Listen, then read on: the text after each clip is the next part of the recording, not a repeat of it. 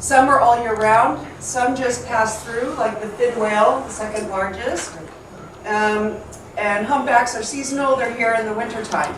So they're not here, they're in Alaska now.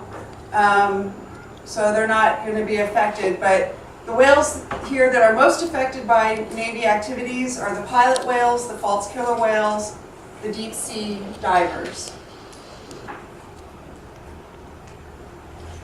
There are many challenges whales face today around the world. The number one being net entanglement. Over 308,000 cetaceans die every year from being caught in nets. This includes all the dolphins. Bycatch, caught, unintended, they're fishing for one kind of fish and they accidentally catch dolphins and whales, turtles, sharks, all kind of other animals. Boat collisions are a big problem. It happens quite frequently here in Hawaii, especially during humpback season. The calves are not quite as coordinated to get out of the way, things like that. And some of these Navy boats go really fast, which I'll talk about. And of course, active sonar, not passive sonar, but active sonar has a lot of damaging effects. And then other ocean noises like container ships, cargo ships, things like that, and pollution, of course, and captivity doesn't do well for them either. Just a quick thing on vessel strikes. This is a bit old. I couldn't find the current ones, but I do know that, was it 2 winters ago, there were several boat collisions on Maui from the boat companies. The bottom picture is boat propeller injuries. This particular whale did survive, but that can happen. And then on the large ships, the engines are in the back, which is what the whales hear. And the front of the ship is several hundred yards up ahead, that noise. So they're hit before they realize they have to get out of the way. That's what the bottom left picture is gotten hit. And then the top left is a calf on Maui that was hit by a boat. We don't know how the calf fared. So if you have a boat, and especially around whales, please go slow. They say anything under 14 knots is very helpful. Ships can travel up to 35 knots, some of them faster, 45.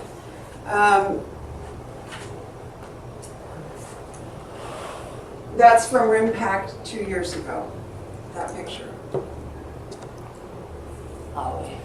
And just a quick thing about other noises we're making in the oceans. The oil drilling, cargo ships, we don't have the seismic surveys drilling for oil or looking for natural gas. We don't have that here in Hawaii, but it seems to be opening up in the Atlantic and it's up and down the Pacific coasts. And they have discovered that blue whales especially are having to literally yell at each other to hear each other. So sonar has been used for several years. The top left picture is from Washington State, where they were using sonar. You can see the orcas down below were panicked and frantic and trying to get out of the water, and that's when, what's his name again? Oh. Yeah. Anyways, a very famous scientist that lives up in Puget Sound, the Salish Sea. And he studies the orcas. He knows all the pods and all the individuals. I can't think of his name. Ken Balcom. He's the one that kind of discovered that how sonar is really having adverse effects on whales in particular, but all marine life. And this is what it sounds like. Oh, God.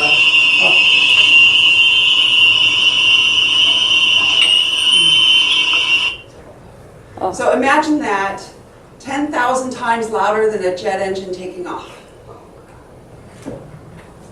It causes hemorrhaging, brain damage. Depends how close you are, bleeding from the ears. If you're further away, you can lose your hearing.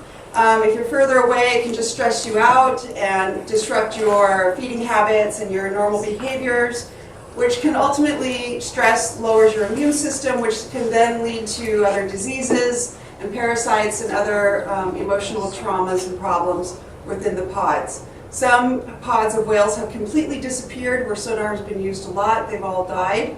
or left. Other whales who are a little bit further away from the canyons, especially off California where they're doing sonar all the time, have gotten used to the noise, just like people living in cities. And so it has, they're in a certain amount of stress, but they're used to it. Kind of like people, we're used to our stress, things like that.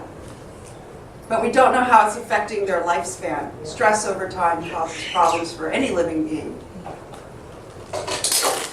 RIMPAC. It seems to be almost every time there's a RIMPAC here, we have whales and dolphins dying. In 2004, we had 200 melon-headed whales come into Hanalei Bay, all freaked out. These are deep sea whales. They never come near shore. So for them to come in was, it was really unusual and really obvious, and it was during RIMPAC. And a lot of people managed to get them back out to sea. In 2014, we had a pilot whale die in Hanalei Bay. However, pilot whales, like orcas, are with their families for life. They never leave their families, and so if one washed up, he was healthy, where's the rest of his family? Sometimes when whales die, they sink. And so we don't know if it was just him or his entire family that died. 2 days later on Oahu, a melon-headed whale died. Coincidence? All during RIMPAC. RIMPAC, military always denies it at first, but usually with necropsies and other pressure from people, they tend to come out later and go, yeah, okay, it could have been us. So, I don't remember anything in 2016, anyone dying that we knew of. There was a small sperm whale that had died. It was found in October. It was pretty decomposed, so it's possible RIMPAC had an effect, but honestly it could have been a lot of things. Last October in Wili Wili, we had a pod of pilot whales die. The Navy said that it wasn't them, as they usually do, but it was interesting, they said that it wasn't sonar. And that could be true, but they're using a lot of other new technologies that are just as harmful to marine life. So even if they said it wasn't sonar, doesn't mean it wasn't them. And we can't prove it, but I got a really good look at these whales. I was near them. They were healthy. They were fine. They weren't sick. The necropsies, they had full bellies of food. There was nothing wrong with them. There was no reason they should have suddenly all died at the same time. And Navy ships were seen offshore. So my deductive reasoning. The Navy has expanded their training exercises from Hawaii all the way to California, so all the ocean between here and California. They were sued, taken to court. The court said, no, it's illegal. You have to do an EIS for each separate exercise. The Navy admitted they hadn't even planned all the exercises yet, and so they're working with NOAA to redo the EIS to make it, to find their loophole so that they can continue to do this. The Air Force also moved here to Kauai a few months ago. They have permits to kill, maim, and hurt cetaceans over the next 5 years to practice underwater, underwater drones, weapons testing here. And it's already started. And I'm sure it's part of RIMPAC too. So as a result of them being sued over this big training range, the Navy voluntarily said that they would limit the use of sonar around the Hawaiian Islands except Kauai. They would not negotiate about Kauai. So all waters around Kauai are open to sonar use. On this map you can see where they're going to use some sonar, a little sonar, and they won't do any sonar above Molokai. I'm not sure why that was the spot not to do it. They won't do any in the channel between, or just limited between Maui and Big Island, probably because there's a lot of whales traversing through there and they're trying to have some sort of public relation. But where they need to use it most, depending on the underwater topography, where the submarines are trained, they are not compromising. So, as if that wasn't bad enough, they are now using electromagnetic warfare. This is a big part of this RIMPAC. It's been going on a few years, but they have made the technology better and are now implementing it on a more regular basis. The media announced a few days ago that your garage door may open spontaneously due to this weapon. And it happened last RIMPAC. Garage doors were spontaneously opening and closing due to this electromagnetic cannon. I don't have garage doors, so, but what is that doing to the life in the ocean? I can't read my For example, turtles navigate by magnetism, right? Sharks do too. Yes, sir. So the cannon uses electricity to fire a weapon. It's like a propulsion system, and it uses the electricity from the ship. And it's so powerful that they can shoot a weapon over 100 miles away just using this particular type of cannon. Well, so the ship itself is magnetized. Is that the right word? Magnetized? Electronically magnetized. Thank you, yeah. And that goes into the water. Salt water and electromagnetic radiation do react with each other. The ships are rusting and they're constantly trying to keep up with how to keep that from happening. But what's that doing to the surrounding marine life? So I found this study done by the Defense Department in 1994. It's called Radio Frequency / Microwave Radiation, Biological Effects and Safety Standards by Scott Boland, and it was peer-reviewed and approved. It's online, it's a PDF, it's long.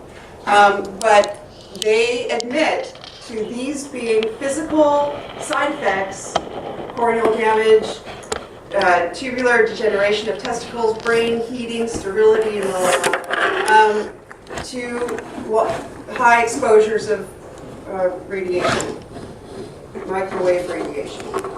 Now the military uses the entire spectrum, infrared to ultraviolet and everything in between.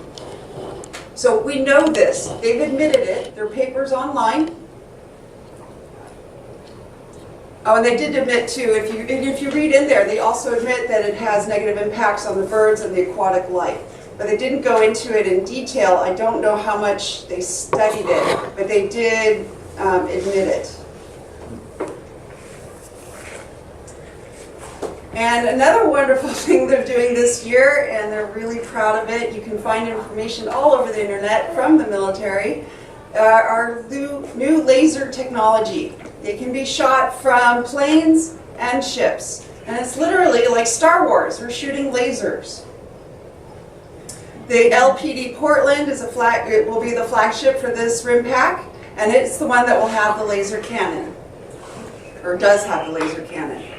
I like this chart because it kind of shows what it can do and how it's put together.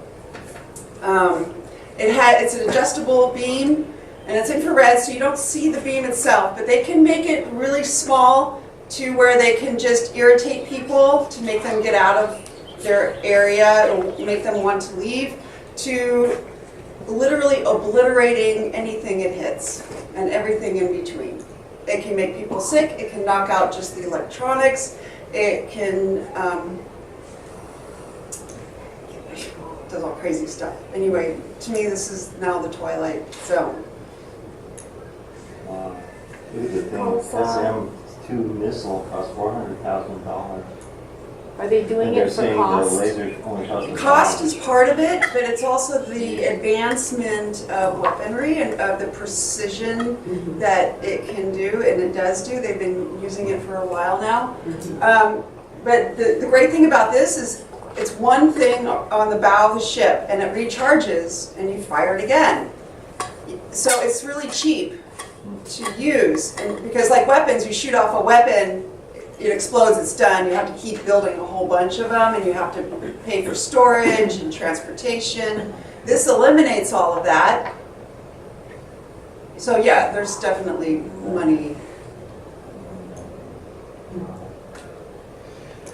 And I don't know how many of you have heard of DARPA. It's a branch of the Defense Department, and it is exempt from any and all environmental laws and all the laws that the rest of the military has to follow. They are research for advancing and creating new technologies to help all the various military groups, but they have no restrictions. And on their website, their mission statement used to say, they've changed it since then, radical innovation for national security. And how many billion were just passed last week? Yeah, I couldn't find it. Do you know? It was a very high number, 7 point something. It's up to 7 billion now. Yeah. I'll change this. And the Center for Biological Diversity said to me that we can challenge the Navy, however, well, they're changing the environmental laws so the military is exempt. Right. You know, for- Yes. The government is systematically undoing all protections of the environment all over the country, from the oceans to the forests to the mountains, and opening it up to any and all business with no consequences on how they treat the environment. So I don't want to make it a Bush thing, but he seems to be a great distraction while no one's really reporting on what they're doing to our country underneath Trump. I'm not saying he's the one doing it, but he's we're not paying attention, basically is what I'm trying to say. And then I came across this. They started a few years ago. It's the Poseidon Project, and they are planting speakers, I call them speakers, in a grid pattern on the ocean floor that send out signals that can be up to 24 hours a day if they choose to help find silent submarines. I'm sure there are other uses to it too. They don't explain everything to the public, but that means sound is blasting in the ocean all the time. Now, ocean life evolved to a quiet ocean. I mean, it wasn't quiet, but it was all their singing and it was their voices. And now, and they're all in a certain harmony. If you listen to the whales sing, there's harmonics going on. Even the coral clicking, and the sounds that the military is making is disharmonious and it's stressful. So where are these sea life supposed to go? And now, this just came out last month, DARPA is looking to see if it's possible to exploit fish, shellfish, and other marine organisms as unwitting sensors to spot and track submarines and other underwater threats.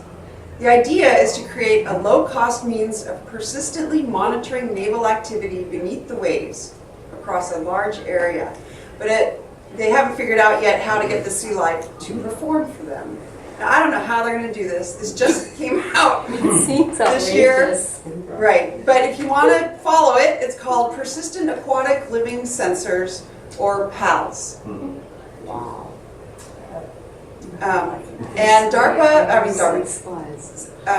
RIMPAC is a weapons expo, basically. So they do the war games to show off all their latest and greatest technologies and to buy and sell and trade with each other. So that's why there's 26 countries here. They're all in it for the business. I'm not saying this project is part of RIMPAC, but if they're going to keep working on it, it could be in the next one or the one after that. We don't, so it's just something to know that, I'm sorry, I don't know what to say about that. Anyway, that's it for today. Thank you very much. Wow. Thank you. And next up, Katie. Can I ask one question, Yeah, please? sure. In one of your very first slides, you were showing how the whales are harmed. You had a list of maybe 8 different things. Is there any one of those that you know, because of statistics, that is the worst one? The net entanglements by far. Okay, net entanglements. So it's the industrial fishing all around the world. They're the largest net they're throwing out holds 13 747s. The size Wingtip of? to wing, yes, the size of it can hold. Now they're scooping up. Nothing can escape that. And then that's just only a couple ships that have that. I think England owns one of them. And they were just banned from going to Australia. So countries are starting to catch on that this is a really good idea. But the rest of the trolling nets are huge. You know, they want all the tuna and the mackerel and all the fish that people are eating all around the world at a huge rate, plus grinding up the fish for fertilizer, plus to feed the fish farms. You know, we're just wiping out everything. But yet, dolphins and tuna travel together. And so the fishermen will look for dolphins when they're hunting for tuna. And they throw the nets out.